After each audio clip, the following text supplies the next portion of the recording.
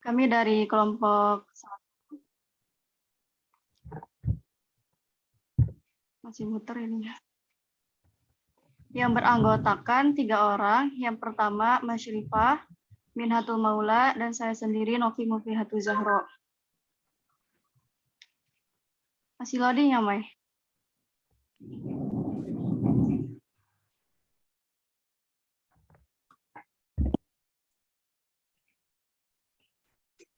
Sekarang udah belum? Masih ya? Ya, sudah. Udah. Baik, materi pertama yaitu definisi sanad yang akan disampaikan oleh Minhatul Maula. Baik, bismillahirrahmanirrahim. Definisi sanad. Secara etimologi, sanad berarti yang dijadikan sandaran. Dinamakan demikian karena suatu hadis yang disandarkan dan digantungkan kepadanya. Kemudian secara terminologi, sanad berarti rangkaian rawi-rawi yang menghubungkan ke matan hadis. Menurut istilah hadis, sanad ialah silsilatul rijali al-musilatu ilal matni, yang artinya mata rantai para perawi hadis yang menghubungkan sampai kepada matan hadis. Kemudian selanjutnya ada definisi matan. Secara etimologi, matan berarti tanah yang keras dan tinggi.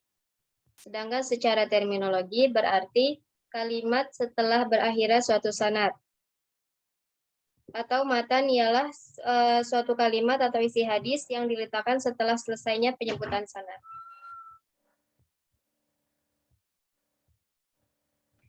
Baik, urgensi kritik sanad ialah urgensi kritik sanad akan lebih tampak apabila perhatian diarahkan kepada para perawi yang membentuk sanad itu sendiri, karena dengan meneliti sanad akan dapat diketahui apakah silsilah periwayatannya bersambung sampai kepada Nabi atau tidak.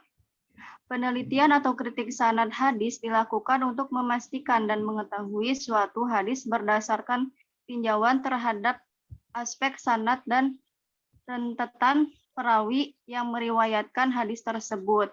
Apakah hadis itu dapat digolongkan hadis sahih, hadis hasan, atau hadis dhaif, atau bahkan maudhu. Urgensi inilah yang ditegaskan oleh Imam Syafi'i bahwa seseorang yang mencari hadis dengan tidak memperdulikan sanadnya, sama seperti seorang yang mencari kayu bakar di malam hari. Dia tidak akan tahu apa yang diambilnya kayu bakar atau ular. Hadis yang kualitasnya tidak memenuhi syarat tertentu tentu saja tidak dapat digunakan sebagai landasan dalam penetapan hukum. Kegiatan kritik sanad belum muncul pada masa Rasulullah, bahkan pada masa Khulafaur Rasyidin juga belum ditemukan kegiatan kritik sanad. Para muhaditsin menganggap para sahabat yang meriwayatkan hadis pada periode tersebut adalah merupakan sahabat yang dapat dipastikan keadilannya. Dengan demikian, seandainya umat Islam tidak memiliki sistem sanad, tentulah Al-Quran dan ajaran-ajaran yang dibawa oleh Rasulullah sudah mengalami nasib yang sama seperti ajaran Nabi sebelumnya yang mengalami banyak perubahan. Oleh karena itu, penelitian terhadap hadis menjadi penting dilakukan oleh para muhaditsin, sehingga dapat diketahui kualitas hadis yang diriwayatkan. Secara umum, ada beberapa faktor yang melatar belakangi pentingnya kritik sanad. Yang pertama, pada zaman Nabi, hadis tidak tertulis. Sesudah zaman Nabi, telah terjadi upaya pemalsuan hadis Nabi, dan proses penghimpunan hadis secara resmi dan massal terjadi setelah berkembangnya pemalsuan hadis. Selanjutnya, urgensi kritik matan. Di samping kritik sanad hadis, kritik terhadap matan hadis juga penting untuk dilakukan karena hadis Rasulullah merupakan salah satu sumber ajaran Islam. Dalam konteks posisi dan fungsi hadis terhadap Al-Quran, penelitian hadis penting untuk dilakukan karena posisi hadis sebagai sumber hukum dan ajaran Islam mengharuskan umat Islam untuk berargumentasi dengan dalil yang valid atau sahih. Pemahaman atau praktik keberagaman harus didasarkan kepada dalil yang berkualitas sahih dan tidak bisa didasarkan pada dalil yang kesahihannya diragukan. Untuk mengetahui apakah suatu hadis berkualitas sahih atau tidak sahih, Tidak cukup jika penelitian atau kritik hanya dilakukan terhadap aspek sanadnya saja, karena kesohihan sanad tidak berkolerasi dengan kesohihan matan hadis. Bahkan yang sering terjadi adalah adanya hadis yang semula dinyatakan sebagai hadis sahih, namun setelah dilakukan penelitian secara mendalam terhadap matannya, hasilnya hadis tersebut mengalami penurunan derajat menjadi hadis hasan atau bahkan dhaif. Karena suatu hadis dikatakan sahih jika baik aspek sanad dan matan hadis tersebut betul-betul memenuhi persyaratan hadis sahih. Selain itu, dalam konteks periwayatan hadis, seringkali para perawi hadis meriwayatkan suatu hadis dari gurunya kepada muridnya secara makna, yang mana hal ini berimbas pada keragaman teks matan hadis. Gejala pemadatan ungkapan atau ikhtisar, penambahan kata penjelas kalimat, pemilihan kata sinonim, penempatan kata pembanding akibat keraguan perawi, sampai pembuangan sabab al-wurud menjadi terbakukan dalam koleksi hadis yang kini diterbitkan. Ada beberapa hal yang berimplikasi terhadap pentingnya dilakukan kritik terhadap matan, yaitu menurut Salahuddin bin Ahmad Ad-Dabi, yang pertama menghindari kecerobohan dan keteladoran dalam menerima riwayat dengan mengacu para aturan kritik matan. Yang kedua, mengungkap kemungkinan adanya kesalahan dari perawi. Yang ketiga, menghadapi musuh-musuh Islam yang mencoba menghancurkan dan merendahkan kaum muslimin melalui sejumlah hadis yang secara sanad sahih, tetapi kandungan matannya bertentangan dengan prinsip dasar dan universalitas Islam. Yang terakhir, menyelesaikan berbagai kontradiksi dalam kandungan riwayat. Baik, selanjutnya yang akan disampaikan oleh Mas Syarifah. Selanjutnya, sebab-sebab perlu kritik sanad dan matan. Kritik sanad, kritik terhadap sanad dalam kajian hadis ditunjukkan untuk mengetahui sisi otentitas sebuah hadis. Apakah hadis memang benar-benar bersumber dari Nabi ataukah diragukan bersumber dari Nabi atau bahkan perkataan palsu yang diatributkan pada Nabi saja. Dari aspek sanad tersebut, seseorang dapat pertama kali mengklaim sisi otentitas sanad merupakan suatu kemutlakan dalam memahami hadis lebih jauh. Pandangan seperti inilah yang dipegangi oleh mayoritas ulama hadis. Dalam kesarjanaan hadis, kritik sanad lazimnya dilekatkan pada 5 kriteria, yaitu yang pertama adil, integritas periwayat, yang kedua dobit, intelektual periwayat, yang ketiga mutasil, sanadnya bersambung, yang keempat ghair syadz, tidak ada kejanggalan, yang kelima ghair illah, tidak cacat. Tiga kriteria pertama berlaku pada suatu sanad dari hadis tertentu, sedang kedua kriteria yang terakhir diterapkan pada gabungan dari beberapa jalur sanad. Satu poin lagi yang biasa diketengahkan yaitu periwayat dari kalangan sahabat harus dianggap adil dan diterima periwayatannya tanpa melakukan proses penelitian atau kepribadian berdasarkan diktum kulli sahaba uduh. Para ulama hadis memandang urgennya kedudukan sanad dalam periwayatan hadis. Semangat ilmiah para ilmu hadis membumbung tinggi tatkala berhadapan dengan sanad. Atensi mereka cukup besar dan selalu menekankan akan pentingnya sikap kritis pada sanad. Fenomena ini dapat diamati langsung dalam sosok seorang tabi'in, Muhammad bin Sirin, yang mengatakan, sesungguhnya pengetahuan hadis adalah agama, maka perhatikanlah dari siapa kamu mengambil agama itu. Ada pula Abdullah bin Al-Mubarak, seorang ahli hadis terkemuka yang berkata, sanad hadis merupakan bagian dari agama. Sekiranya sanad hadis tidak ada, niscaya siapa saja akan bebas menyatakan apa yang dikehendakinya. Selanjutnya kritik matan. Ada beberapa faktor perlunya kritik matan, diantara yang pertama, merebaknya pemalsuan hadis pada masa periwayatan. Sebab-sebab yang disengaja dalam pemalsuan hadis ada dua, niat untuk menghancurkan Islam dari dalam, dan pembelaan terhadap aliran yang dapat diuraikan sebagai berikut. Yang pertama, pembelaan terhadap aliran politik. Pertentangan politik di kalangan sahabat menimbulkan adanya berbagai aliran. Masing-masing aliran berusaha membuat hadis palsu demi membela aliran yang bersangkutan. terutama tentang pandangan-pandangan politiknya. Selanjutnya, pembelaan terhadap agama. Persoalan keagamaan, baik berkenaan dengan akidah, usul, furu, atau yang lain, telah memasuki ruang perdebatan, sehingga memunculkan hadis-hadis palsu yang mengukuhkan suatu pendapat atau bahkan menolak pendapat yang berkaitan. Yang kedua, merebaknya kekeliruan pada masa periwayatan. A memvonis hadis dengan ilah cacat karena salah satu periwayatnya diketahui kecacatan sehingga diragukan dalam menyampaikan suatu hadis. Muhammad Thohir Al-Jawabi menuturkan bahwa kritik matan hadis mempunyai dua tujuan, yaitu kritik dalam upaya menentukan benar tidaknya matan hadis tersebut, dan kritik matan dalam rangka mendapatkan pemahaman yang benar mengenai kandungan yang terdapat dalam sebuah matan hadis. Kedua unsur tersebut, yaitu kritik matan dan pemahaman hadis, sangat sulit untuk dipisahkan dalam suatu matan hadis, mengingat untuk mengungkapkan kandungan dari matan suatu hadis. Demikian pula dalam mengungkapkan kandungan hadis, sebenarnya juga ingin mengetahui otentitas matan hadis tersebut. Dengan demikian, pemahaman hadis pada dasarnya merupakan bagian dari kritikan matan, dan kritikan matan merupakan bagian dari kritik hadis. Selanjutnya saya kembalikan kepada Novi. Baik, demikian penjelasan materi dari kami. Sampai sini apa ada yang ingin ditanyakan? Dipersilahkan.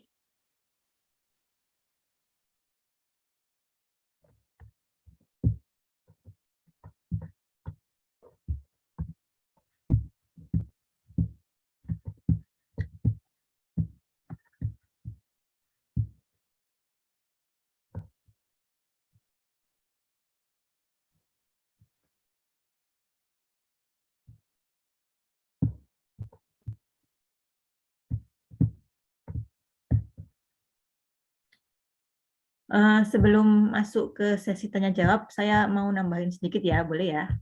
Nanti supaya ini aja, supaya agak belakangan di sesi tanya jawabnya, nanti biar teman-teman biar ngumpulin ngumpulin pertanyaan-pertanyaan dulu. Saya tambahin dikit mengenai kritik hadis. Jadi sebagai pendahuluan masuk kepada kritik hadis ya. Tunggu kita.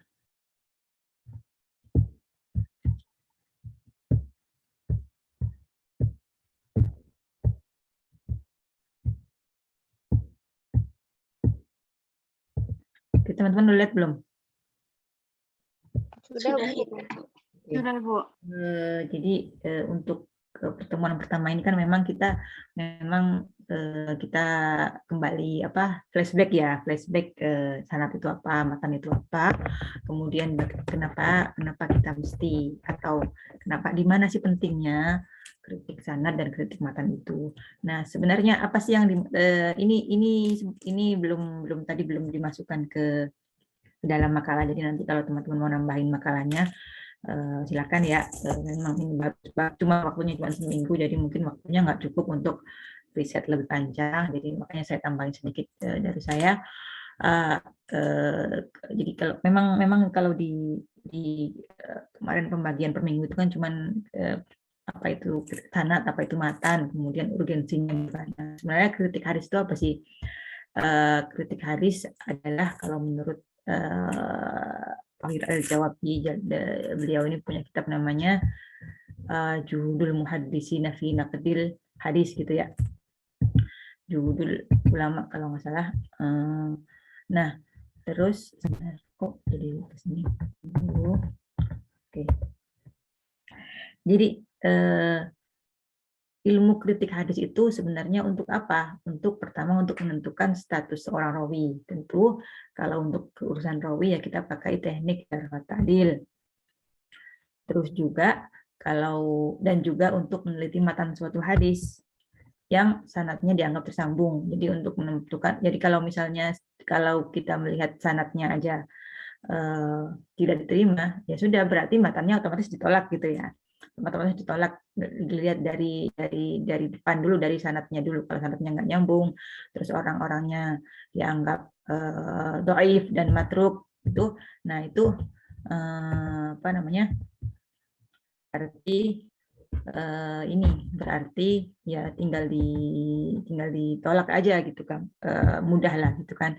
Nah, kalau misalnya sanadnya diterima, baru kemudian pindah ke matan, ternyata matannya itu sanadnya oke. Nah, sekarang kalau misalnya oke ini apakah dia masuk kategori sahih? Ya, kalau misalnya mutawatir, mutasil sanad dan sebagainya berarti dia sahih. Dhaif kalau misalnya ada yang kurang dari situ, ada yang misalnya apa namanya, nanti ada syarat-syaratnya itu kan, misalnya mutarif atau ada tahrif di situ, atau misalnya rawinya kurang hafal misalnya, dengan standar-standar yang memang sudah disepakati, meskipun sebenarnya antar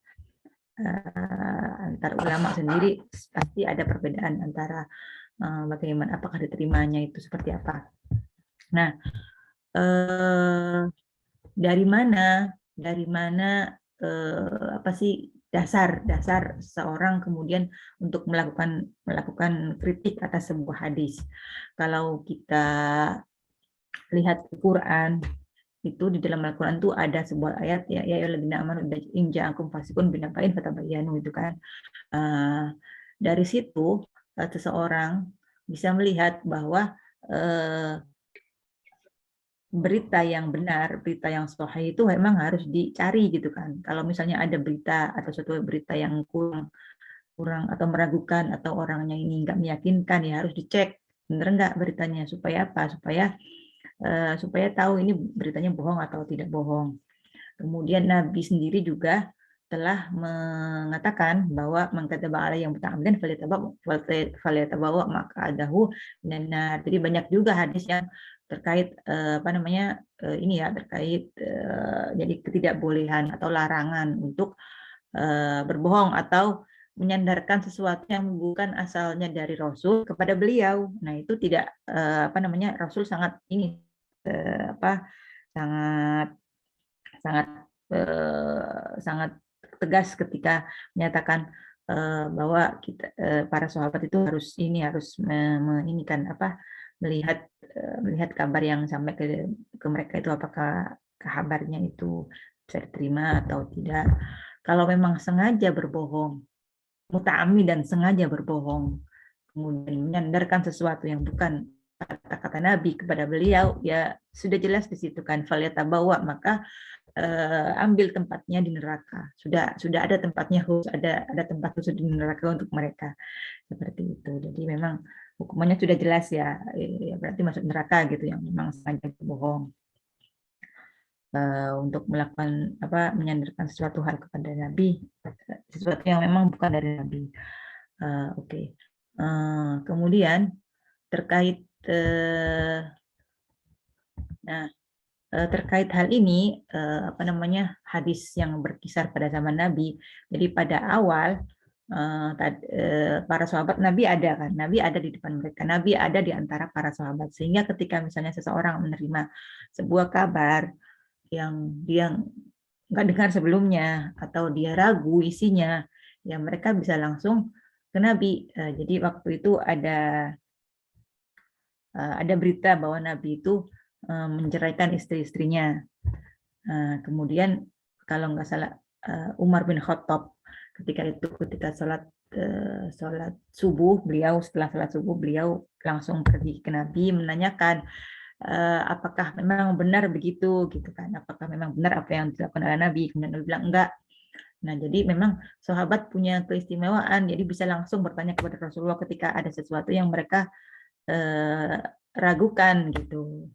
Itu ketika pada masa Nabi. Jadi ketika mereka menyampaikan, oh Nabi dulu berkata seperti ini, atau ada orang, misalnya ada orang menyatakan Nabi menyuruh saya untuk pergi ke suatu kaum, kemudian menyuruh saya untuk menikahi perempuan si fulanah gitu kan. Ternyata setelah diteliti orang itu bohong gitu kan. Nanti dilaporkan kepada Nabi. Jadi keutamaan sahabat yaitu ya mereka bisa langsung ngecek kepada Nabi bagaimana kebenaran suatu hal. Nah, kemudian Nabi meninggal, Nabi wafat. Nah, bagaimana kemudian apa yang dilakukan para sahabat, apa yang dilakukan oleh kibarus sahabah ya waktu itu ketika menerima hal-hal ketika terkait dengan hadis Nabi. Nah, pada saat ini mereka hati-hati baik untuk menerima maupun untuk meriwayatkan hadis. Jadi, nah kehati-hatian ini terus ada ya, baik itu masa sahabat, masa tabiin, masa tabiin itu mereka tetap hati-hati terus. Jadi, nah kehati-hatian inilah yang sumbernya ya tadi, sumbernya karena kembali ke ayat dan hadis yang tadi yang awal tadi kan. Jadi ketika ya ayyuhalladzina amanu in Fasikun binaba'in fatabayyanu. Terus kemudian ada hadis-hadis Nabi yang terkait dengan bagaimana Rasulullah mencela atau menjelaskan hukuman bagi orang-orang yang berbohong atas nama Nabi. Sehingga kehati-hatian ini terus dilakukan baik oleh sahabat senior, sahabat junior, kemudian tabiin, dan seterusnya ketika mereka menerima itu mereka agak ini ketat gitu ya. Nah, misalnya Umar bin Khattab dan Abu Bakar tuh orang pertama yang ini beliau tidak menerima hadis kalau misalnya dia tuh nggak ada orang lain yang bersaksi bahwa hadis itu memang dari Nabi. Jadi dia kan ada masanya ketika Nabi itu nggak sama Abu Bakar atau nggak sama sahabat, nggak sama Umar misalnya. Kemudian beliau berkata sesuatu. Nah, otomatis beliau nggak tahu. Kemudian ketika disampaikan ada sahabat lain, ini loh waktu itu ketika Rasulullah ke sini, beliau mengatakan seperti ini. Nah, ketika menerima seperti itu, beliau bertanya, ini selain kamu siapa lagi yang tahu hadis ini? Ada saksinya nggak kalau Rasulullah itu menyatakan hal seperti ini? Kalau nggak ada saksinya beliau nggak mau gitu. Jadi nggak mau karena memang sengaja ingin hati-hati. Bukan beliau tidak percaya bahwa sesama sahabat ini akan bohong gitu kan. Tapi ini juga salah satu pembelajaran kepada para generasi seterusnya bahwa ketika misalnya menerima sesuatu dan itu dikatakan bahwa itu dari Nabi, nah berarti dia harus memang hati-hati. Bahkan kalau bisa harus dicarikan orang lain yang punya riwayat sama, dicarikan saksinya bahwa Nabi itu memang berbicara seperti itu. Ya itu sebagai ini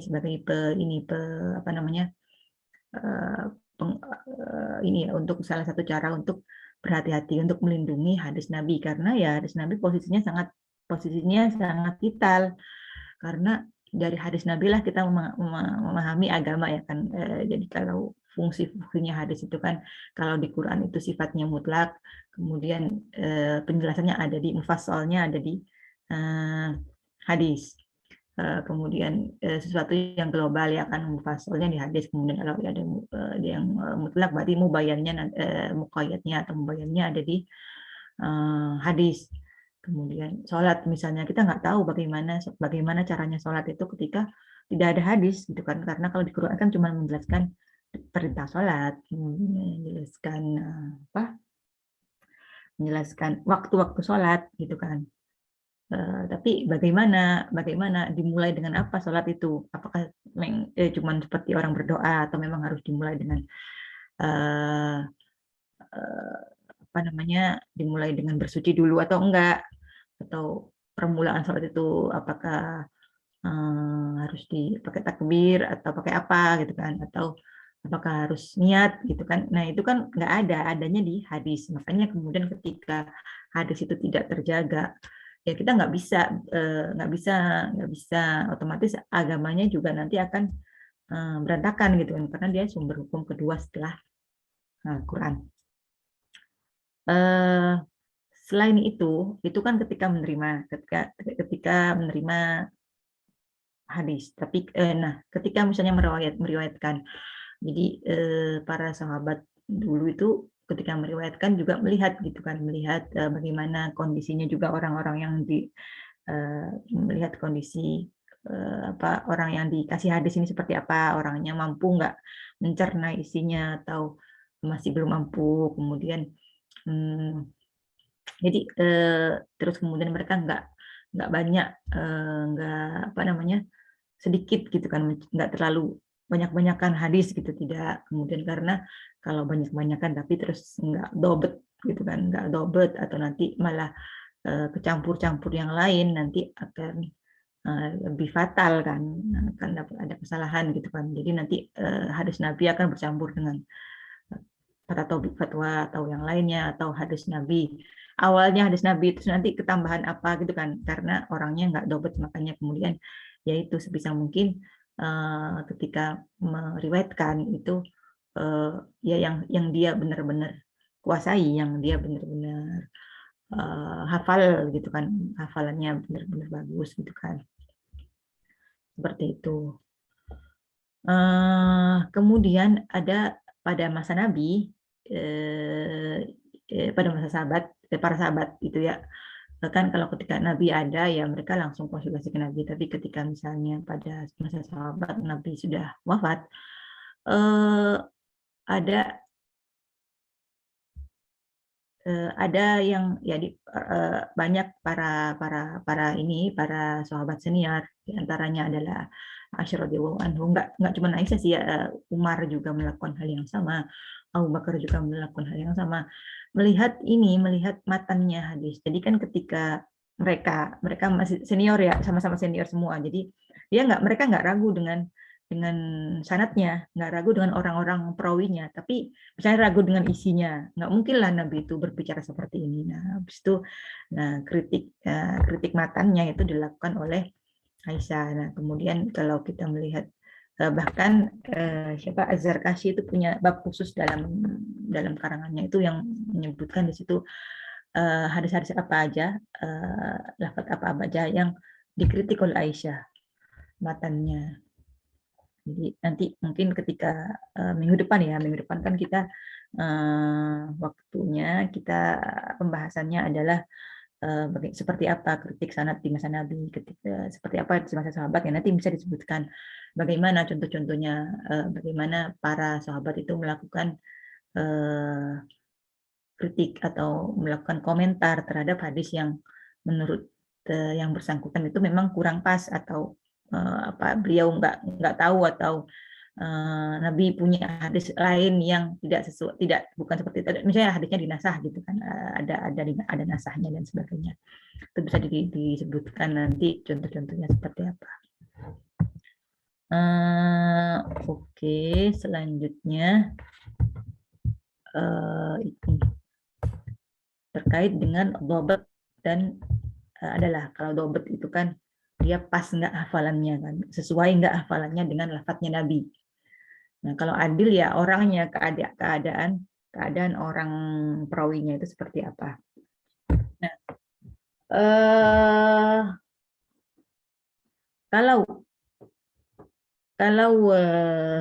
kalau terkait adalah ya, jadi kita memang punya sebuah kaidah utama, sebuah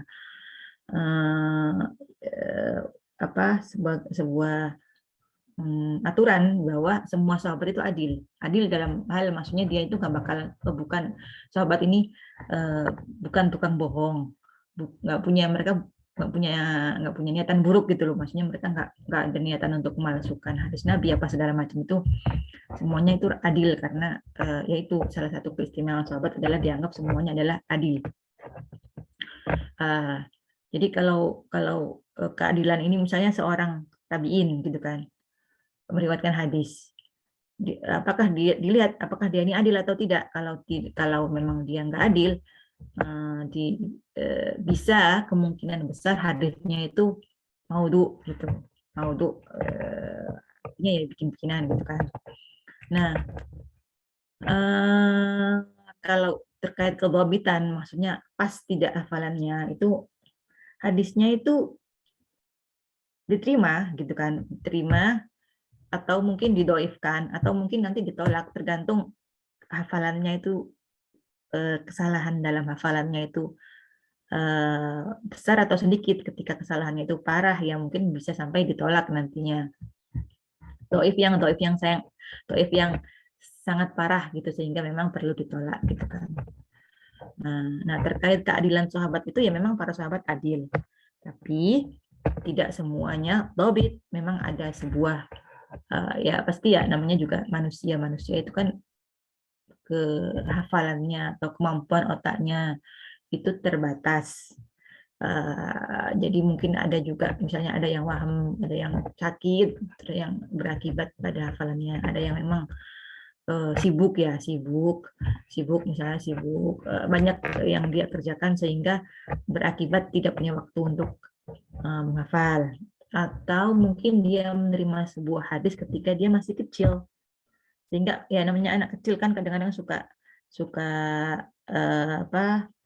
tercampur-campur gitu kan dengan perkataan yang lain gitu kan. Nah, itu namanya waham. Nanti itu ada suatu hal yang namanya waham atau penyakit lupa, nggak ingat gitu kan. Nah, salah satu yang bisa kemasukan waham itu ya riwayatul bil makna. Jadi makanya kemudian nanti ada pembahasan khusus mengenai riwayatul bil makna itu gimana standarnya gitu. Tidak semua riwayat bil makna itu nanti diterima gitu kan. Contohnya yang waham yang lain itu misalnya ketika seseorang itu ya memang hadisnya seperti itu, cuman dia kebalak-balik, yang depan dibelakangkan, yang di belakangnya itu ditaruh di depan gitu. Ini waham ini nanti akibat pula di status hadisnya nanti akan diterima atau malah kalau wahamnya parah ya nanti bisa ditolak gitu kan. Oke, sekarang terkait periwayatan hadis yang dilakukan oleh para sahabat yang di awal itu biasanya tidak menyebutkan rawi. Kenapa? Karena ya rawinya sudah kenal masing-masing, dan juga semua tahu bahwa semua para sahabat itu adil semua gitu kan. Jadi tidak sebutkan rawi, langsung menyebutkan Nabi itu dulu berkata begini. Nah, itu di awal. Namun kita tahu bahwa khalifah yang meninggalnya itu nggak dibunuh itu cuman Abu Bakar gitu kan. Jadi setelah Nabi wafat juga sebenarnya sudah muncul bibit-bibit pertikaian. Ketika Abu Bakar menjadi khalifah kan langsung ada orang yang keluar dari Islam, ada yang nggak mau bayar zakat, ada yang murtad dan sebagainya kan, macam-macam pokoknya. Jadi terus kemudian makin menjadi ketika misalnya ada golongan-golongan pendukungnya Imam Ali, ada orang-orang Khawarij, ada orang-orang yang Muawiyah, ada yang Syiah gitu kan. Nah, ketika hal-hal tersebut terjadi, usaha yang dilakukan oleh para sahabat itu ya salah satunya yaitu dengan cara meminta rantai periwayatannya, siapa dapat hadis dari mana Anda, siapa aja yang menjadi rawinya hadis ini gitu kan, supaya tahu benar kan itu hadisnya, apakah jangan-jangan mereka ini gitu maudhu gitu kan, karena mulai tahun itu sekitar 60 ke atas itu sudah mulai muncul hadis-hadis maudhu itu. Jadi Nabi meninggal 23 ya kan. Kemudian sekitar 60 sampai 100-an itu sudah mulai ada dan makin menyebar.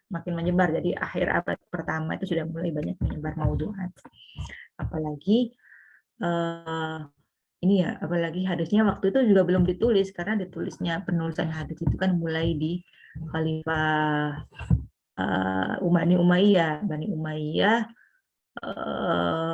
tahun masanya Umar bin Abdul Aziz, yaitu tahun sekitar 99 atau 98 gitulah, mulai diperintahkan untuk penulisan hadis itu kan. Waktu itu yang diperintahkan adalah Az-Zuhri ya. Jadi untuk bahkan hadis ketika sebelum ditulis pun mulai ada hadis maudhu'at gitu kan. Jadi memang terlambat sekali penulisan hadis itu. Jadi makanya kemudian makin urgen gitu kan, menyebutkan sanad itu makin urgen. Terus juga perlu ada karya-karya yang menyebutkan siapa-siapa aja sih orang-orang yang du'afa, yang ingatannya itu lemah, atau siapa aja yang maudhu'in. Jadi orang-orang yang meriwayatkan hadis maudhu' itu siapa aja, nanti ada kitab-kitabnya, bisa dilihat nanti. Ya ini sudah periwayat keharusan menyuruhkan berita itu ketika banyak berita bohong. Selain karena banyak berita bohong juga karena masanya makin jauh dari Nabi kan, Nabi, sahabat, tabi'in, jadi makin jauh kan. Nah, ketika seperti itu berarti memang harus perlu tahu siapa saja perawinya gitu kan. Kenapa? Karena siapa tahu. Jadi misalnya kita lihat Muwatta nih, di Muwatta itu ada hadis-hadis yang dia itu sanadnya itu nggak disebutkan gitu, mauquf gitu ya, nggak disebutkan sanadnya, atau sanadnya itu berhenti di tabiin gitu, nggak disebutkan sahabatnya. Kemudian ketika ada ketika ada hadis lain yang rawinya itu lengkap, dari atas, mutasil sanadnya mutasil gitu. Kita tahu berarti hadis yang ada di Muwatta ini ada syawahidnya, ada tawabi'nya. Jadi ada hadis lain yang menguatkannya, sehingga yang ada di Muwatta tadi berarti kita tidak perlu tolak karena memang ada syahidnya, ada penguatnya kan. Jadi memang meskipun itu nggak disebutkan sahabatnya, tapi ada hadis lain yang riwayatnya lengkap sehingga semuanya ini bisa diterima. Gitu. Nah, kemudian ketika mulai pertengahan abad kedua sudah mulai diwajibkan menyebutkan sanad itu, dan juga mulai lahir kitab-kitab jarh wa ta'dil dan juga kitab-kitab yang terkait dengan ilatul hadis. Nanti teman-teman bisa cari kitabnya apa saja, siapa saja yang menulis mengenai jarh wa ta'dil, terus kemudian mengenai judulnya ya paling ad-du'afa gitu kan, rata-rata jarh wa ta'dil itu ya itu ad-du'afa wal matrukin, terus tahdib ya kan, tahdibul kamal, tahdibut tahdib, terus kemudian banyak ya pokoknya nama-namanya itu rata-rata terkait dengan orang-orang yang hadisnya maudhu, orang-orang yang hadisnya matruk, orang-orang yang hafalannya buruk seperti itu. Kemudian kitab-kitab yang terkait dengan ilal, jadi al-ilal, at-Tirmidzi itu ilal kan. Kemudian kalau jarh wa ta'dil itu kita fokus pada catatan yang jelas, kayak misalnya orangnya dhaif, orangnya bodoh, artinya juhal gitu ya, enggak kurang paham gitu, terus kemudian orang itu banyak lupa, banyak salahnya, orangnya fasik, itu kan jelas ya, jelas kelihatan. Nah, kalau misalnya ilal itu lebih fokus ke hal-hal yang tidak terlihat. Jadi kalau hadisnya itu dohirnya itu sanadnya bagus gitu kan, tapi ketika diteliti lagi ada cacatnya, itu harus akhirnya dia bisa mengubah status hadis di akhirnya. Nah, sehingga emang tujuan akhir outcome ya yang ingin dicapai ketika orang itu melakukan kritik hadis, ya akhirnya kita bisa menentukan hadis ini itu statusnya apa, statusnya sahih, statusnya dhaif, apakah hadis ini diterima atau hadis ini tidak gitu kan. Nah, kemudian tadi ilat itu bisa berada di sanad, ada juga bisa di matan. Kalau sanad ya nanti misalnya hadisnya mursal, hadisnya mauquf, kemudian rawi salah sebut nama, itu bisa kayak gitu kan. Misalnya nama-nama orang dulu itu kan ada yang sama, banyak yang sama gitu kan, apalagi nama orang Arab kan Abdurrahman itu banyak sekali Abdurrahman, atau misalnya Abdullah itu kan banyak sekali. Nah, binnya siapa? Ini suka keliru binnya. Atau kemudian ada juga mungkin teman-teman udah belajar ya di mustalah itu, kalau misalnya dulu itu nggak ada titiknya, namanya itu nggak ada titiknya. Jadi nanti keliru, harusnya itu harusnya itu kho gitu ya, namanya kho, misalnya apa?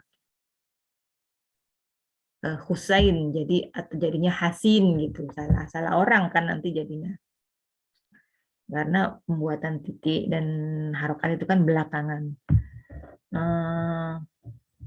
Kemudian Nah, kalau kayak seperti itu ketika misalnya keliru di penyebutan nama rawi itu kan nanti bisa berubah status hadisnya. Kemudian kalau di matan ya hadisnya mutharib atau mudroj, ada sesuatu yang ditambahkan di tengahnya atau di awalnya atau di belakangnya, atau kemudian tahrif, berubah hadisnya, ada perubahan gitu ya. Kayak gitu. Jadi itu macam-macam milatnya, macam-macam jarh wa ta'dilnya.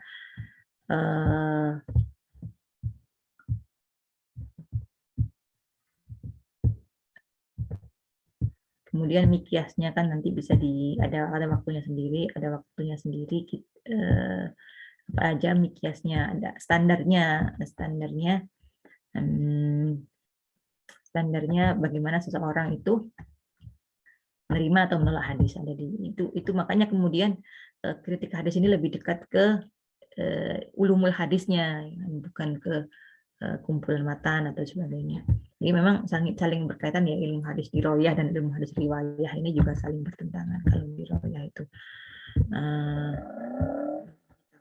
hadisnya itu, kalau riwayahnya kan terkait dengan itu mungkin cukup dulu ya dari saya, nanti bisa saya tambahin lagi. Silakan saya kembalikan lagi ke teman-teman pemakalah.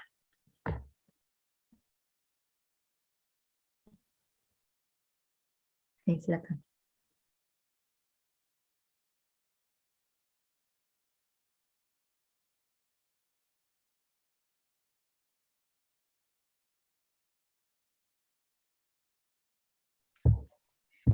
Ya, gimana teman-teman? Ada yang ingin bertanya nggak?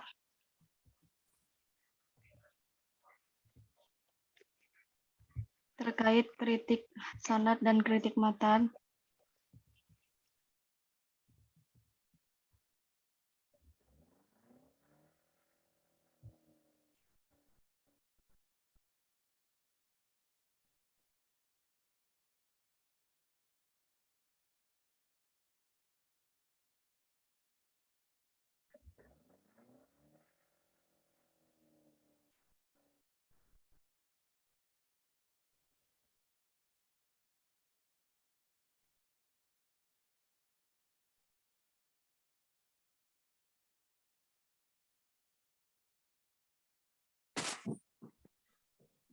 Ayo silakan, siapa yang kira-kira mau bertanya mengenai metodologi kritik ya.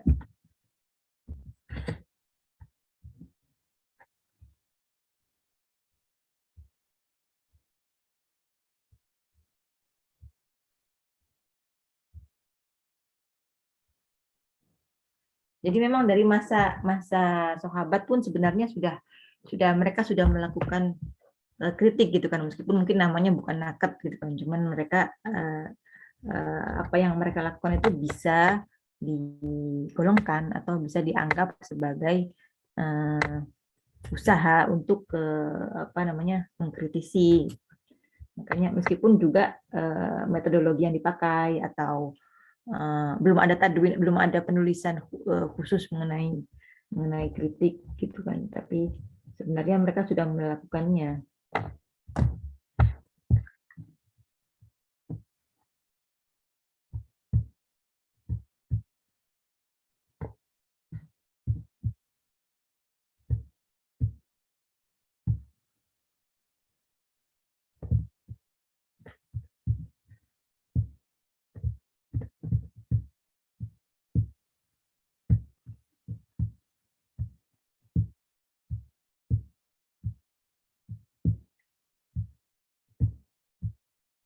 Ayo teman-teman, dipersilakan nanya. Ini masih kepagian kayaknya, masih belum ini ya. Bagaimana? Makalah izin bertanya deh. Ya, siapa ini? Mia, bismillah. Om ya. Silakan Mi. Bismillahirrahmanirrahim. Nama saya Mia Salsabila. Izin bertanya. Tadi kan dari yang Ibu jelaskan itu kan fase perkembangan kritik hadis itu sudah ada di masa Nabi ya, fase at-tausik itu. Nah, ingin bertanya, apa disiplin ilmu kritik hadisnya itu ada di tahun berapa gitu? Sudah menjadi ada bukunya kayak gitu. Itunya sih. Gimana bisa dimengerti nggak, Renovi? Disiplin itunya ya. Udah jadi sebuah ilmunya gitu kan? Kalau ininya apa tadi kata kalau prakteknya tuh sudah ada di masa Nabi, tapi menjadi sebuah disiplin ilmunya, udah ada bukunya, udah ada jadi keutuhan ilmu kritik hadis gitu. Itu di masa apa sih, di tahun berapa gitu. Oh ya. Terima kasih Pak Kala.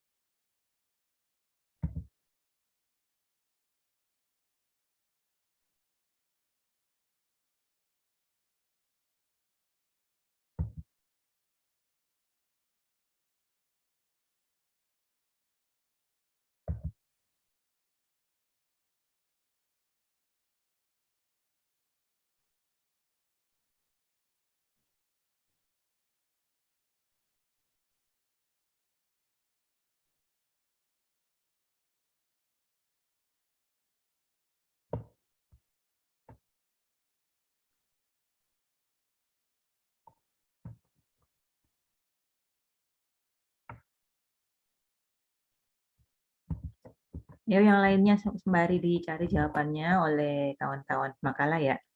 Yang lainnya boleh silakan.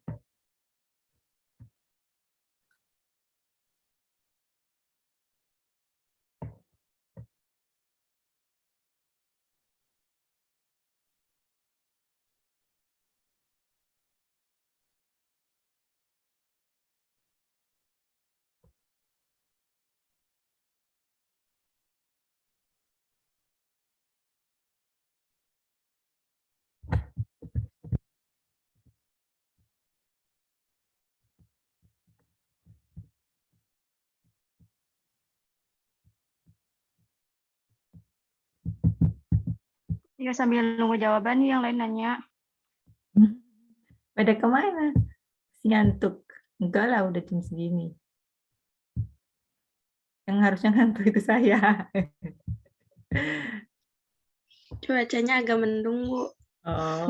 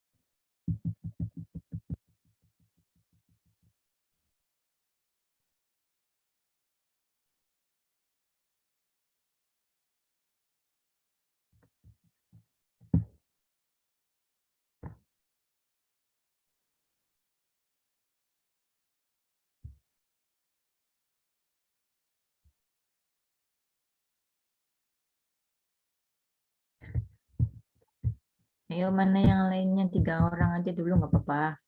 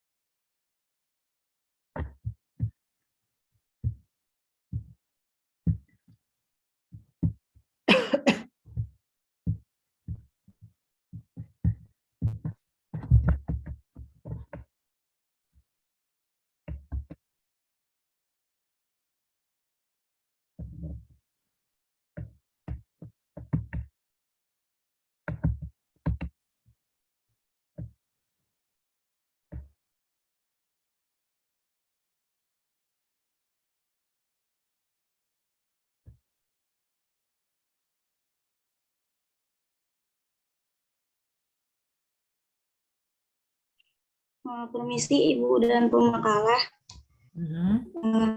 Saya mau minta ini aja Ibu, tadi dengan penjelasan Ibu itu kan meminta penjelasan sedikit, tadi agak nggak terlalu apa ya masuk gitu Bu. Yang ini loh Bu, kritik sanad dari sisi Dobet dan Adalah. Nah di sini kan ada keterangan kalau para sahabat itu kan semuanya memang adil, tapi nggak semuanya, ada yang Dobet, ada juga yang waham. Nah contoh yang waham ini kan riwayat bil makna, yaitu mendahulukan misal itu mendahulukan suatu lafaz yang harusnya diakhirkan. Di sini itu mendahulukan suatu lafaznya itu lafaz matan atau kayak gimana ya Bu? Saya kurang paham. Iya itu aja Bu. Sama waham itu saya masih kurang paham Bu, apa yang contoh-contoh waham itu yang dimaksud waham. Ya itu aja Ibu. Oke. Terima kasih ya Ibu dan pemakalah.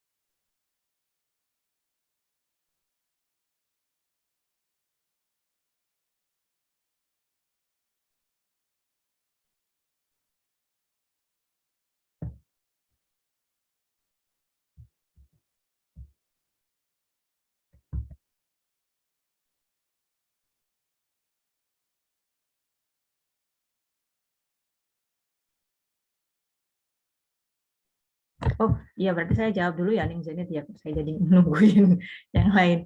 Saya jawab aja ya sedikit mengenai terkait Dobet dan Adalah tadi itu. Jadi kalau Adalah ya berarti orangnya itu adil, maksudnya adil itu adil itu adalah dia nggak mungkin dia itu berniat untuk berbohong atas nama Nabi. Itu aja sih kalau ringannya itu seperti itu.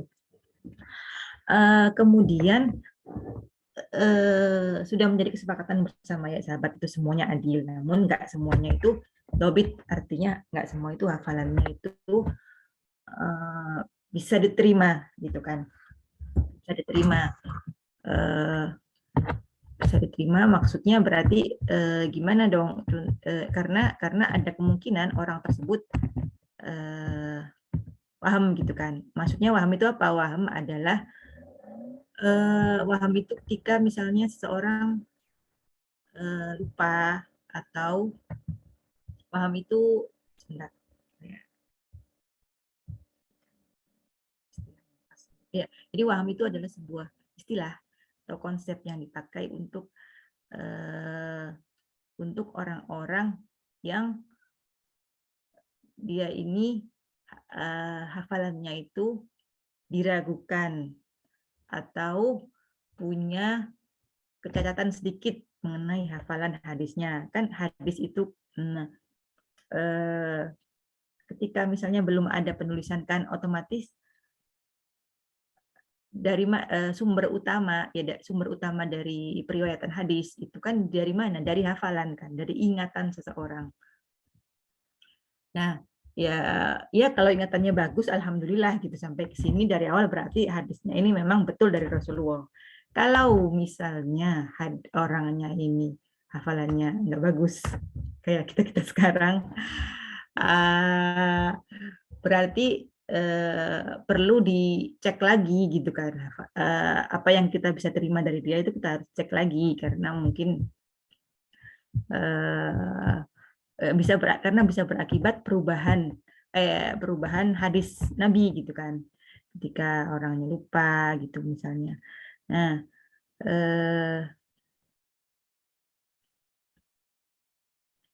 jadi al-wahum afatun yata'arradu laha kullu insanin sabaqa naqdu dhabti naqdul adalah. Jadi Jadi kalau misalnya waham berarti orang itu mungkin salah dalam periwayatannya. Contohnya salah misalnya ketika hadisnya dibolak-balik. Meskipun hadis itu sebenarnya secara umum, secara maknanya itu nggak keluar dari yang dimaksud oleh Nabi, nggak keluar. Cuman ya balik lagi ke tadi kan, kayak misalnya Quran dan hadis itu ya lafadznya harus pas, yang nggak mungkin kita Al-Quran terus kita baca Al-Quran terus ayatnya dibolak-balik, atau yang apa namanya, yang harusnya di depan dibelakangkan gitu kan, nggak bisa kan, memang harus sesuai gitu kan. Sama hadis juga memang hadis yang diterima, yang sahih itu ya dia berarti harus sesuai dengan lafaz Nabi seperti apa, dan sesuai dengan yang lainnya dari riwayat-riwayat yang datang dari yang lainnya. Jadi misalnya sebuah hadis yang tadi kita pakai yang mangkata bali yang muta'amidan ada ya. Terus kemudian lafadznya agak dibolak-balik. Hadis ini sebenarnya perawinya itu ada 70. Sebagian misalnya sebagian besar itu pas kayak gitu. Terus ada orang yang enggak, ini riwayat saya itu dia agak bolak-balik gitu kan. Nah, berarti yang hadis yang agak yang diakhirkan didahulukan lafadznya ini berarti nanti bisa jadi tawabi syahid, ketarik statusnya ke karena yang lainnya, karena dia itu bagus gitu, yang apa, yang lainnya itu sahih benar seperti itu dari Nabi, tapi dia ini memang agak riwayat bil makna atau ada agak kebolak-balik sedikit. Nah, itu bisa menjadi bisa ditarik jadi diterima gitu kan, meskipun orangnya agak lupa.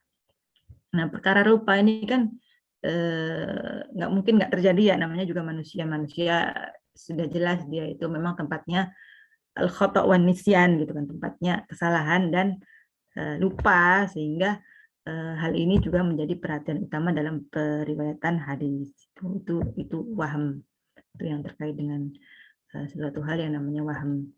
Salah satu musuhnya dobet. Jadi dobet yang bisa mengurangi kedobitan apa? Ketika adanya waham, lupa, salah gitu. Oh iya Ibu, ngerti.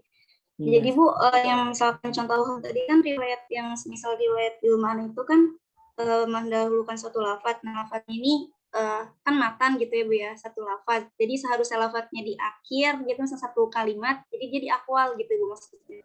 Bisa, atau juga kalau riwayat makna itu lebih ke ini, maksudnya hadisnya panjang, cuman diriwayatkan jadi singkat, ringkas hadis gitu, maksudnya riwayat makna.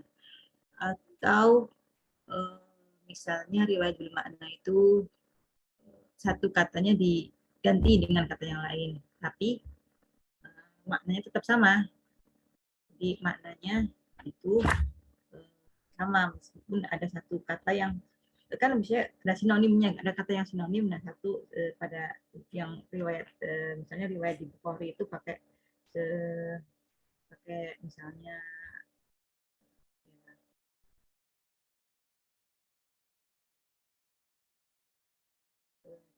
kayak ini.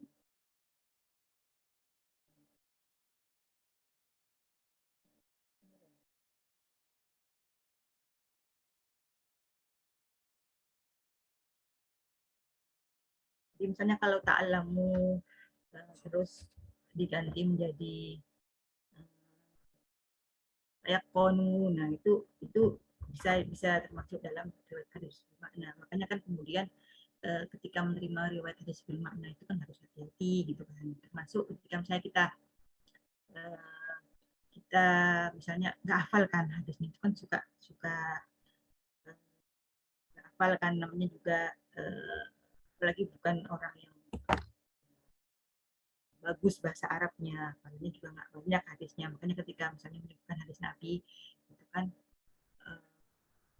harus disebutkan, misalnya kita nggak yakin dengan hadis tersebut, hadis nggak yakin dengan kata-katanya, nggak yakin, berarti ya nanti disebutkan Rasulullah pernah berkata semacam ini, bahwa beliau menyatakan wudhu bagi orang yang harus wudhu bagi orang yang makan daging apa namanya zebra, misalnya seperti itu. Ya memang itu salah satu cara supaya kita nggak dianggap berbohong kan, karena memang sudah lafadznya kita nggak hafal, cuman pengen menyampaikan berita itu, ya berarti nanti dibilang makna ini bahwa Rasulullah pernah menyampaikan hal seperti ini gitu aja. Tapi kalau misalnya kita pakai qaulan Nabi begini nanti kalau lafadznya nggak pas kan berarti kita dianggap berbohong gitu kan. Jadi riwayat bermakna itu ya perlu ini lagi dicari apa, ada waktu-waktu khusus, ada peraturan khusus atau kaidah khusus yang mesti diindahkan, yang harus diperhatikan ketika meriwayatkan hadis dengan bermakna. Nanti kayaknya kita belajar seperti itu juga nanti. Atau ada nggak kemarin saya tulis di tugas mingguannya itu. Itu ya, Neng? Ya, Ibu. Insya Allah paham. Makasih banyak ya, Ibu. Sama-sama. Tadi pertanyaannya Mia mau dijawab oleh teman-teman pemakalah atau saya jawab nih? Saya mau coba jawab, Bu. Oke, silakan. Baik, bismillahirrahmanirrahim. Waktu apa tadi? Pertanyaannya tadi itu ya, kapan waktu ilmu kritik hadis menjadi disiplin ilmu ya? Iya, betul. Kayak gitu kan? Ya, itu yang saya temukan itu pada abad ke-4 Hijriah, yang dimana abad ini merupakan momen terpenting dalam perjalanan sejarah ulumul hadis, termasuk di dalamnya adalah ilmu kritik hadis atau ilmu al-jarh wa ta'dil. Nah, pada masa abad ke-4 Hijriah ini adanya pembakuan ulumul hadis sebagai disiplin ilmu keislaman yang mandiri dan yang terpisah dari disiplin ilmu keislaman yang lain. Hal ini diproklamirkan oleh Imam Ar-Roma Hurmuzi, wafat pada tahun 360 Hijriah. Sekalipun benih-benih keilmuan tersebut telah muncul pada abad ke-2 Hijriah atau pada masa Imam Syafi'i. Gitu, Bu. Iya, maksudnya kita kan berkembang ya, misalnya kita pada waktu Ibnu Shalah yang kitabnya kita pelajari mukadimahnya itu beliau abad ke-7. Nah, kan nggak mungkin baru ada ilmu hadis itu ada baru di abad ke-6 ke-7 kan. Jadi sebenarnya dari awal itu sudah ada bahan-bahan untuk melakukan kritik hadis. Itu sudah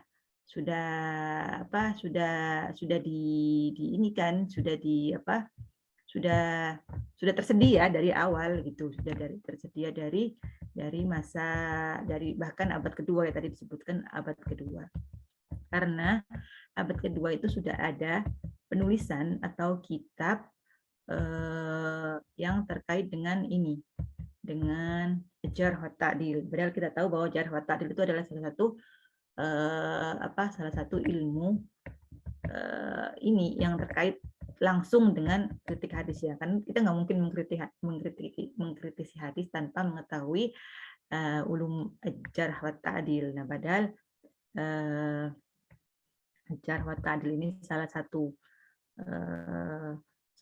tulisan di tahun 241 Hijriah, berarti abad ketiga atau ya akhir abad kedua gitu ya.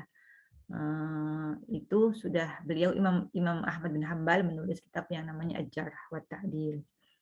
Kemudian Ibnu Ishaq juga punya Jarh wa Ta'dil. Ad-Du'afa kayak Muhammad bin Abdullah Al-Barqi itu juga punya. Kemudian Ad-Du'afa As-Shaghir Al-Bukhari. Ad-Du'afa wal Matrukin Imam An-Nasa'i tahun 2015. tahun 2015 lahirnya, tahun 2003 kok 2000. Ya Allah, 215 beliau lahir, berarti abad ketiga ya. Itu beliau menulis Ad-Du'afa wal Matrukin. Di situ dijelaskan siapa-siapa orang-orang yang hadisnya dhaif, siapa-siapa yang hadisnya matruk. Kemudian selain menulis mengenai, selain banyak menulis mengenai orang-orang yang nggak diterima, orang-orang juga menulis at-thiqat. At-thiqat itu orang-orang yang hadisnya sikoh itu siapa aja. Disebutkan. Nanti juga mereka menulis ada Hatim Ar-Razi, Abi Hatim Ar-Razi itu menulis kitab yang namanya Al-Jarh wa Ta'dil. Disebutkan itu apa namanya? Bagaimana para ulama melakukan jarh wa ta'dil. Kemudian Ad-Du'afa Al-Kabir punya Al-Uqaili, kemudian Majruhin, orang-orang yang dijarah. Al-Kamil fi Ma'rifati Ad-Du'afa, Ibnu Adi dan sebagainya. Ini semua adalah bahan-bahan utama untuk kita, untuk para ulama di generasi selanjutnya di abad ke-4 atau abad ke-5 dan seterusnya itu melakukan apa yang namanya kritik hadis gitu kan, secara utuh kan. Kalau yang terkait jarh wa ta'dil kan berarti yang terkait dengan sanadnya aja. Namun tetap aja terkait status hadisnya tetap mereka masih ini ya, masih kayak masih tetap ada perbedaan pendapat antara satu muhaddis dengan yang lain. Kenapa? Karena terkait du'afa dan terkait ad-du'afa misalnya di ulama A, misalnya Ibnu Adi bilang orang ini dhaif, orang ini hadisnya matruk, orang ini nggak sikoh. Ada yang lain bilang la ba'sa bihi, nggak apa-apa, masih bisa diterima gitu kan. Jadi standarnya mereka masih beda-beda gitu kan. Ada yang ketat dalam mendoifkan itu, pokoknya kurang sedikit langsung dicoret gitu. Ada yang mudah, maksudnya masih bisa diterima gitu kan. Laisa biqawi, enggak qawi, berarti ya agak bisa lah diterima meskipun hafalannya enggak qawi gitu. Kemudian Mizanul I'tidal punya Adzabi. Jadi makin ke belakang itu berarti kitabnya makin lengkap ya, karena mereka sudah menulis banyak di awal. Terus juga zaman dulu kan ulama nggak kayak kita, maksudnya kita tuh mau nyari kitab apa aja sudah ada di perpus atau sudah ada di Maktabah Syamilah misalnya. Zaman dulu mungkin seorang ulama menulis kitab mengenai Ad-Du'afa. Beliau ada di Kufah. Nggak ketemu dengan ulama lain yang misalnya ada di Madinah atau yang di Mesir. Jadi berbeda gitu kan penilaian dia terhadap orang tersebut. Ada juga misalnya seorang ulama menulis tentang apa namanya, si A ketika dia temui misalnya Ad-Dhahabi ketemu dengan si fulan, bukan Ad-Dhahabi, yang depan-depan berarti misalnya An-Nasa'i ketemu dengan si fulan ini masih oke hafalannya. Oke, setelah beberapa lama dia pindah kota apa gimana, terus ada orang lain ketemu si fulan ini, nah si fulan ternyata hafalnya sudah jelek, nanti terus ditulis dalam kategori orang-orang yang du'afa, yang dhaif hafalannya. Karena berarti kan berbeda kan penilaian antara dua orang ini, dua orang muhaddis ini penilaiannya terhadap si fulan, satu orang ini berbeda. Jadi memang harus tahu siapa yang duluan. Oh, berarti pada saat ketemu dengan An-Nasa'i beliau seperti ini, pada saat ketemu yang misalnya ketemu Ibnu Adi beliau begini gitu kan. Jadi masih ini gitu. Jadi kalau kita melihat masih susah gitu menentukan sebuah status orang dan juga dengan otomatis statusnya hadisnya, karena yaitu perbedaan antara satunya mutasyaddid, satunya mutasahil gitu, gampangan, atau satunya ketemu pas masa muda, terus sekarang pas ketemu di masa lain berbeda statusnya gitu. Kemudian para ulama juga menulis kitab yang namanya Tabaqat gitu kan. Tabaqat. Jadi dia ini masuk kategori tabaqat mana? Tabaqat pertama itu siapa aja, tabaqat kedua siapa aja. Jadi kemudian ada juga kitab yang terkait dengan guru dan murid. Misalnya siapa ini, misalnya Mia bilang, saya dapat dari Bu Duro nih hadis. Ketika diteliti ternyata Mia ini nggak pernah ketemu saya gitu. Gimana caranya dapat hadis dari saya, orang kita nggak pernah ketemu, ya kan? Nah itu harus, makanya ulama bikin kitab yang namanya itu apa, atau bakot, terus juga kitab yang terkait dengan tadi itu siapa muridnya, siapa gurunya. Kemudian tabaqatul mudallisin, isinya ya orang-orang yang hadisnya itu ada ini gitu, orang yang mudallis yang ya hadisnya itu ada tadlis, ada hadis itu kalau misalnya sebuah hadis itu di tengahnya itu ada perubahan atau dia masukkan sesuatu yang nggak termasuk hadis Nabi di situ, ada di ulama. Jadi memang dari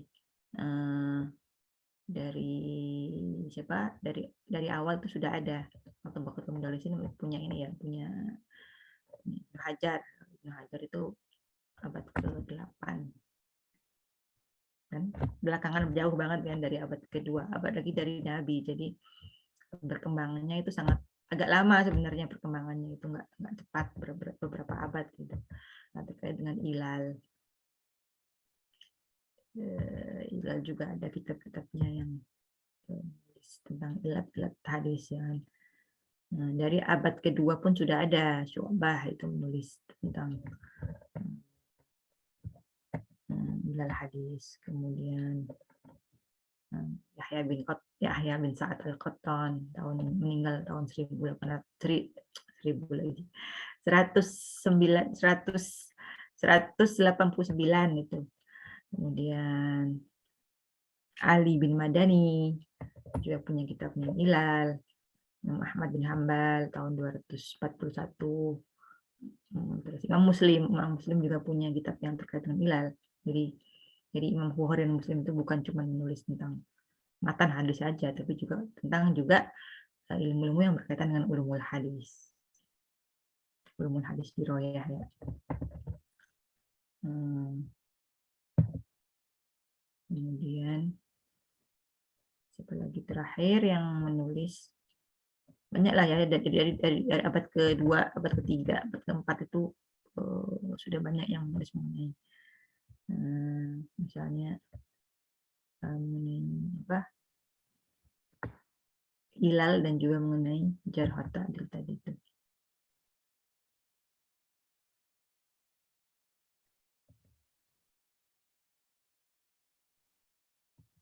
Terus juga nggak cuma itu aja sih sebenarnya, nggak cuma jarh wa ta'dil dan ilal aja yang terkait dengan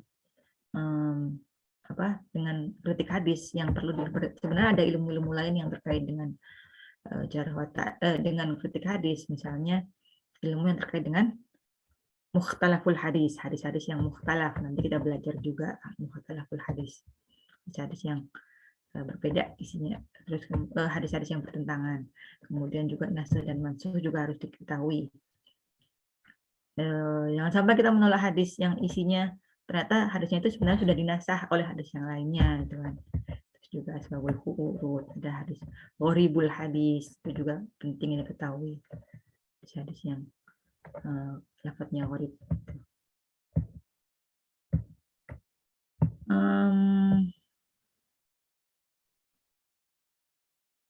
Itu mungkin ya terkait dengan pertanyaannya Mia. Bisa ya, bisa dipahami ya Mia ya. Bisa Bu, alhamdulillah. Terima kasih Bu dan pemakalah.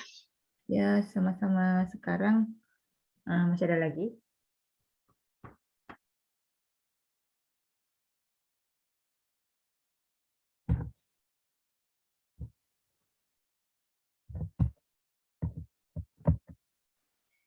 Maaf Ibu, ingin konfirmasi terkait fase kehati-hatian yang tadi Ibu telah jelaskan. Kan di situ ada salah satu cara sahabat dalam menerima atau meriwayatkan hadis itu dengan cara tidak menerima hadis jika tidak ada saksi. Nah, terkait saksi ini tuh maksud saksi saat menerima hadis, saksi saat sahabat menerima hadis, atau saksi dari orang yang membawa hadis, Ibu? Saksi dari yang membawa hadis, misalnya ya saksi dari yang membawa hadisnya. Berarti yang dapat dipercaya, yang jadi saksi itu. Iya, misalnya ada hadis, ada orang lain yang juga mendengar Nabi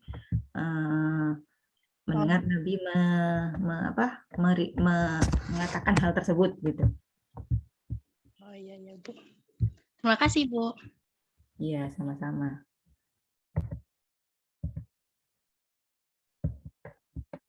Itu pertama kali dilakukan oleh Abu Bakar ya.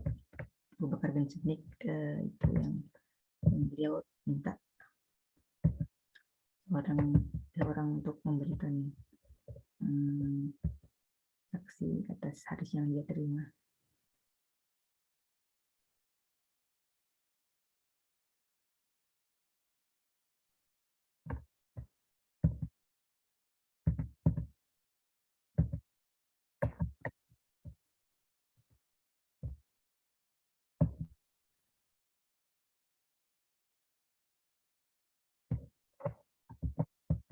Selain itu juga para sahabat juga ini selain hati-hati juga ketika mendengarkan hadis itu juga mentakkidkan gitu.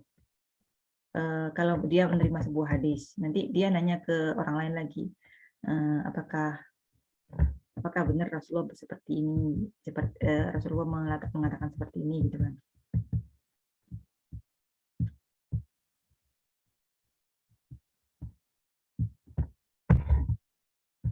Itu jadi penjagaan mereka lewat hal tersebut.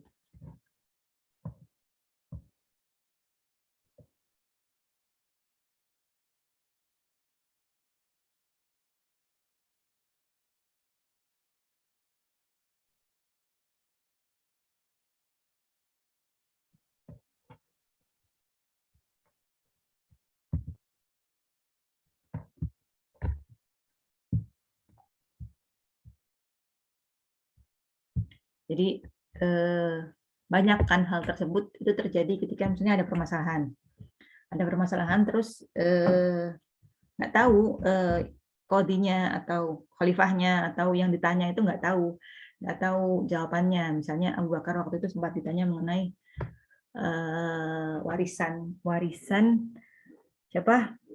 nenek perempuan. Nah, hal tersebut itu nggak ada di Quran. Jadi ayat-ayat terkait wasiat mengenai nenek itu nggak dijelaskan di Quran. Dan beliau juga nggak tahu kira-kira seperti apa karena belum pernah mendengar Nabi menjelaskannya. Kemudian dia bertanya kepada sahabat-sahabat yang lain.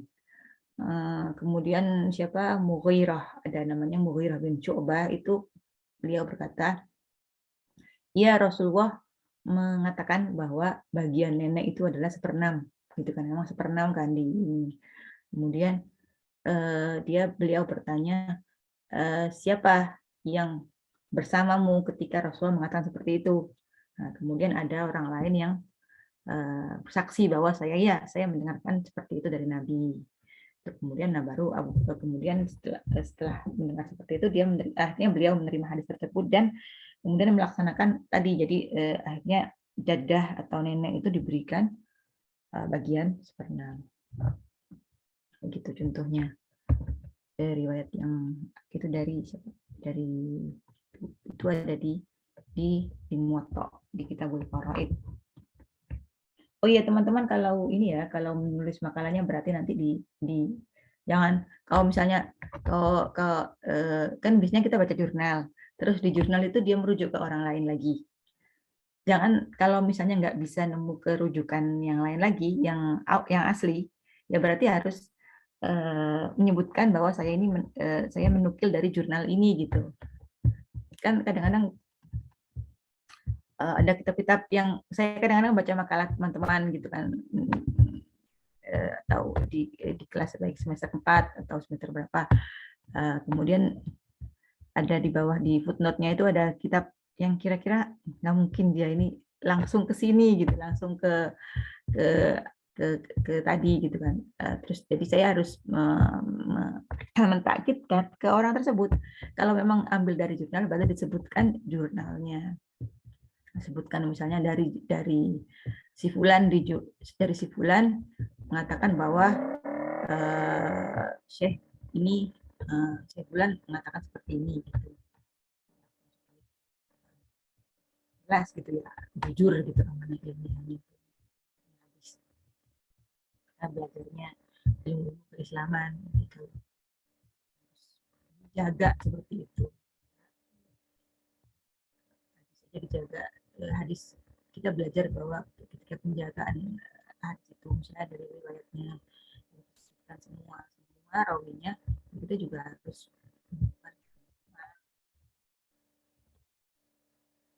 oke. Selain itu lagi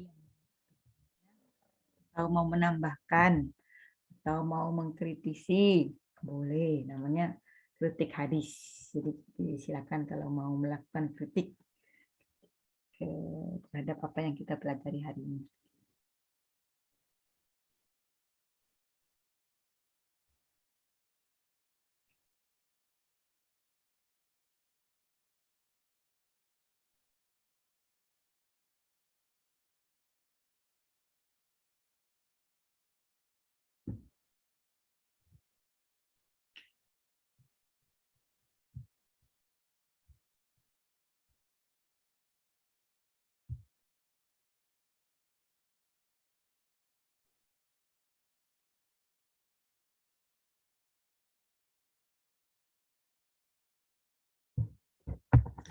Ini ya yang aktif di kelas ya, soalnya kan nanti namanya juga ditulis di namanya juga saya tulis nanti untuk tambahan penilaian di performanya itu. Jadi kalau misalnya di dalam makalah ini mau ditambahin apa yang kita sudah hasil diskusi kita hari ini juga nggak apa-apa, silakan Mas Rifa dan Minha dan Novi, silakan kalau mau ditambahin apa-apa yang kira-kira perlu ditambahkan di makalah. Jadi nanti untuk ujian tuh lengkap gitu makalahnya. Boleh ditambahkan lagi.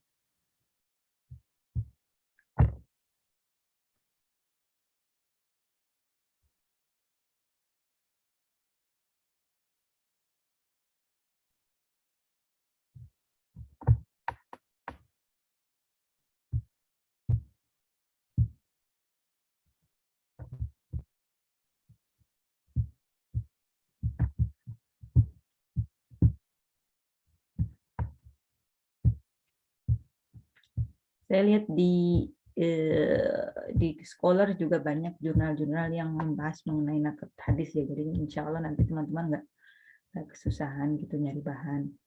Dan di Rosah Hadis di Indonesia ini kan sudah banyak juga. Bisa nggak repot gitu. Atau langsung ke kitab-kitab yang berbahasa Arab juga boleh.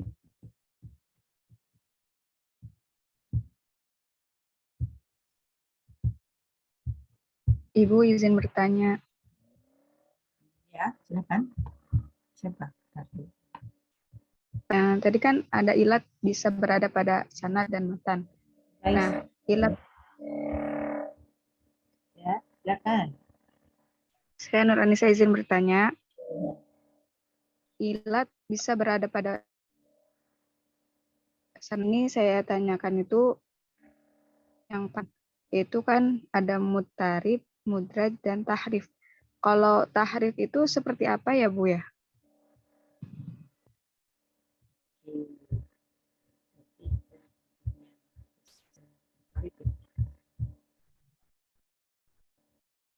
Ya, teman-teman pemakalah bisa bantu saya.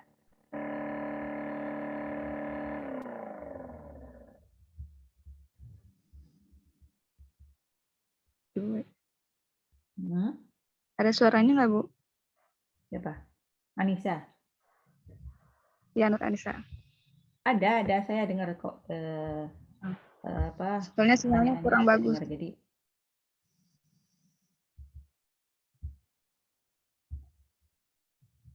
ini dengar. Alhamdulillah dengar. Kalau kita belajar mengenai ulumul hadis ya, saya nggak tahu dapat di semester berapa. Jadi kalau teman-teman dia disuruh menghafal matan Baikuni itu di situ ada tarif-tarif, ada definisi-definisi yang terkait dengan hadis, ulumul hadis. Ada hadis-hadis yang pertama diterima dulu, mutawatir dulu apa, kemudian ahad, kemudian aziz, kemudian dan seterusnya lah ya. Jadi yang rawinya satu orang, yang rawinya 2 orang, dan sebagainya. Kalau mutharib itu ini, kalau misalnya hadis yang ada beberapa versi. Nah, yang mereka nggak sepakat isinya gitu kan, nggak sepakat ini yang benar yang mana, ini yang ditolak yang mana, ini yang diterima yang mana. Nah, itu namanya mutharib. Kata Ibnu Salah, mutharib itu adalah al-muttaribu minal hadisi wallati takhtalifu riwayah fihi. Jadi ada perbedaan dalam riwayatannya. Fa yarawihi ba'dhum ala wajhin wa ba'dhum ala wajhin akhar. Ada riwayah itu sebagian orang meriwayatkan seperti ini, sebagian lain berbeda gitu kan. Nah, kedua-keduanya ini sama satu, maksudnya tingkatannya sama gitu, nggak bisa dimenangkan satu sama lain gitu. Itu namanya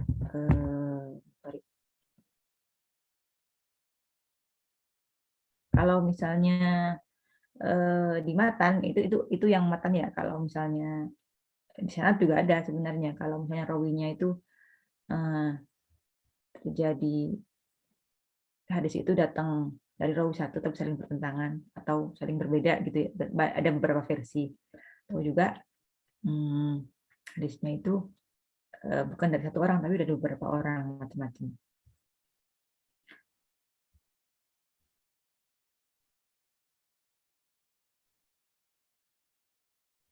Jadi kalau mutharib itu ada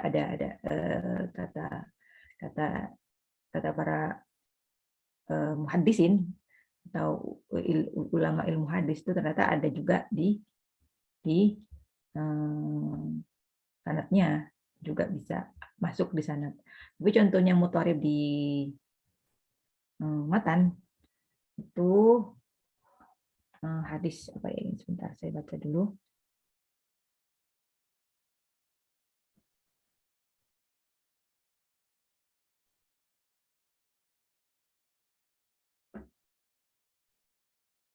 Jadi ada hadis min sa'adat ibni Adam ridhohu bima qadallahu alaihi. Jadi dari kebahagiaan Bani Adam itu adalah ketika dia ridho dengan apa yang sudah menjadi ketetapan Allah. Wa min syaqawati ibni Adam tarkuhu istikharatullah. Jadi dari syaqawah, jadi keburukan atau kesedihan atau ya kesedihan ya syaqawah itu, atau ketika seorang Ibnu Adam itu meninggalkan beristikharah kepada Allah, minta petunjuk kepada Allah. Dan min syaqawati Ibnu Adam saktu bima qadallah. Jadi dari dan juga ketika dia tidak suka terhadap apa yang menjadi qada Allah. Nah, hadis ini itu diriwayatkan oleh Muhammad bin Humaid dari Ismail bin Muhammad bin Sa'ad bin Abil Waqqas dari ayahnya, dari Sa'ad. Nah, hadis ini pertama itu versi si Muhammad bin Abi Hamid ini meriwayatkan seperti ini. Kadang juga ada hadis lain yang dari dia dengan sanad yang sama, itu min Sa'adat ibni Adam salah satun, min Saqawat ibni Adam salah satun. Jadi satunya hadisnya hampir mirip ya, tapi yang pertama tadi min Sa'adat ibni Adam itu bima qadallah lahu. Nah, kalau yang kedua ini min Sa'adati bani Adam min Sa'adat ibni Adam salah satun.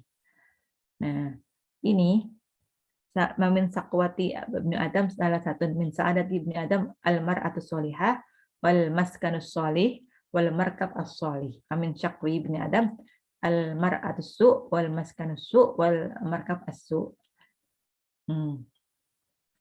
Yang pertama tadi kan kebahagiaan Bani Adam itu terletak di ridhonya terhadap Allah, terhadap yang dikasih Allah. Yang kedua ini kebahagiaan Bani Adam itu terhadap ada pada 3 hal. Yang pertama adalah pasangan yang soleh, tempat tinggal yang bagus, dan kendaraan yang bagus. Jadi satu orang dari sanad yang sama meriwayatkan 2 hadis yang berbeda isinya.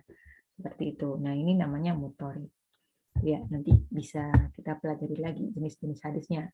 Kalau di matan Baikuni itu panjang macam-macam hadisnya, tapi contohnya. Nah, makanya kemudian banyaknya macam-macam hadis ini yang kemudian membuat para pemula itu agak kayak ribet gitu loh membahas mengenai ulumul hadis itu, karena banyak sekali istilah yang dipakai, istilahnya banyak gitu. Terus juga contoh-contohnya banyak, terus juga orang-orangnya juga ini banyak gitu, kayak kalau kita nggak familiar itu nanti bingung, dan akhirnya nggak tertarik gitu membahas mengenai ulumul hadis. Tapi semoga kita semoga kita tetap semangat, tetap punya rasa penasaran terhadap apa sih isinya ulumul hadis itu seperti apa. Jadi itu ya, Nisa, semoga bisa pahami. Oke. Yang lain silakan. Masih ada yang mau ditanyakan nggak? Terima kasih, Bu. Yo, sama-sama.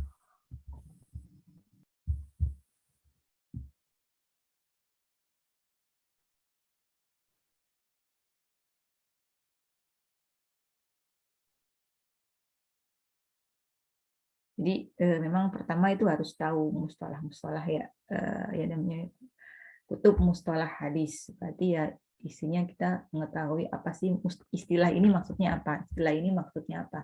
Karena nanti semakin tinggi, ketika semakin tinggi belajarnya nanti itu akan kepakai terus istilah-istilah tersebut, istilah-istilah yang berkaitan dengan ulumul hadis. Apa sih yang dimaksud istilah adalah itu maksudnya apa, istilah dobat itu maksudnya apa, istilah mursal, mauquf, kemudian mu'dal, kemudian mu'an'an itu maksudnya apa, aziz itu apa, begitu.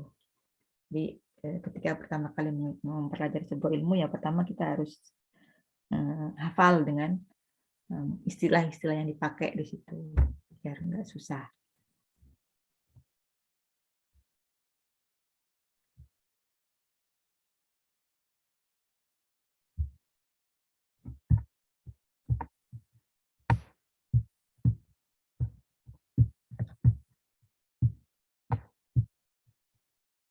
Tiga 34 orang ya, berarti ada yang nggak masuk nih. Kita kayaknya 35 ya kalau nggak salah kemarin saya cek itu.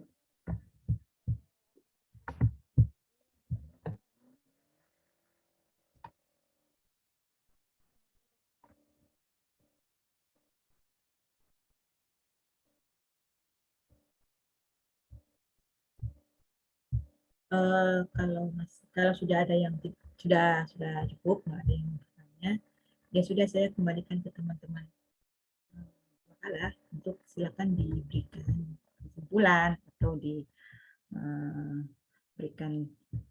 pointer-pointer apa yang kita pelajari pada pagi hari ini. Jadi diulang lagi apa kira-kira globalnya kita ini lagi belajar apa gitu.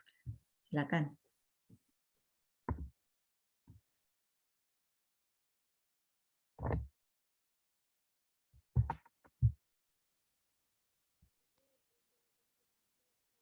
Kesimpulannya dulu ya, Bu. Iya, silakan. Kesimpulan atau ya kesimpulan itu kan apa yang dipelajari kita sekarang ini apa aja tadi itu. Boleh, pokoknya saya balikin lagi ke teman-teman makalah, mau disimpulkan, mau ditutup.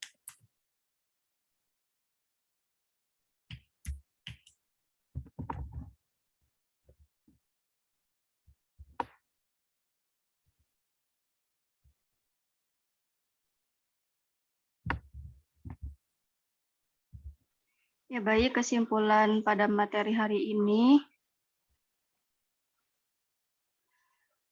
Berarti sanad adalah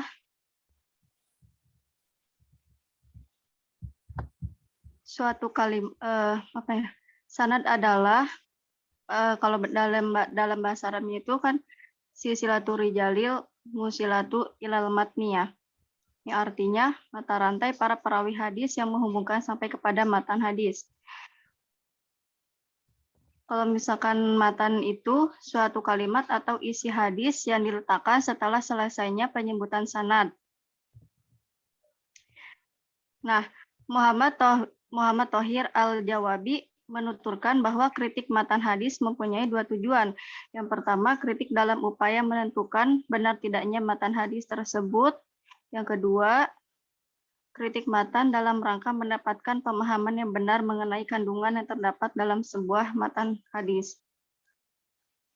Mungkin itu, Bu, kesimpulan dari materi ini.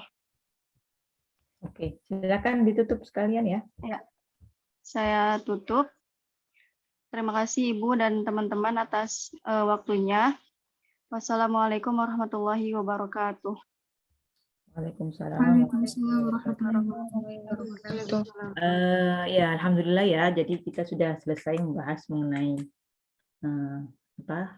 seperti apa sih kritik hadis itu, kemudian kenapa dia urgen dilakukan, kemudian bagaimana upaya yang dilakukan para sahabat, kemudian bentuknya seperti apa, mereka kritik matanya seperti apa, kemudian kitab-kitab yang dipakai untuk melakukan kritik matan dan sanad itu apa saja. Nanti selanjutnya di minggu-minggu selanjutnya juga kita akan belajar bersama lebih mendalam mengenai materi-materi tersebut.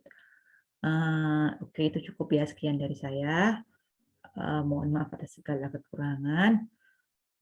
Kita tutup dengan doa kafaratul majlis. Subhanakallahumma wa bihamdika asyhadu an la ilaha illa anta astaghfiruka wa atubu ilaik.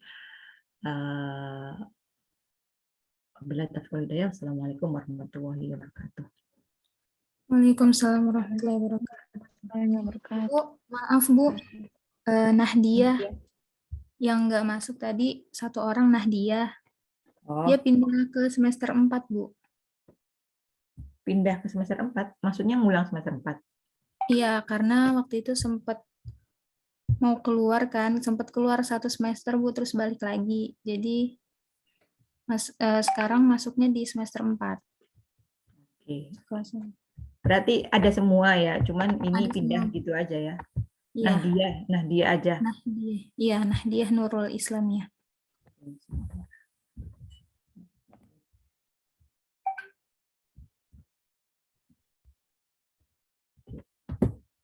Oke, teman-teman, ketemu lagi kita minggu depan ya. Baik, Bu. Kapan mau dikumpulkan bareng-bareng itu makalahnya?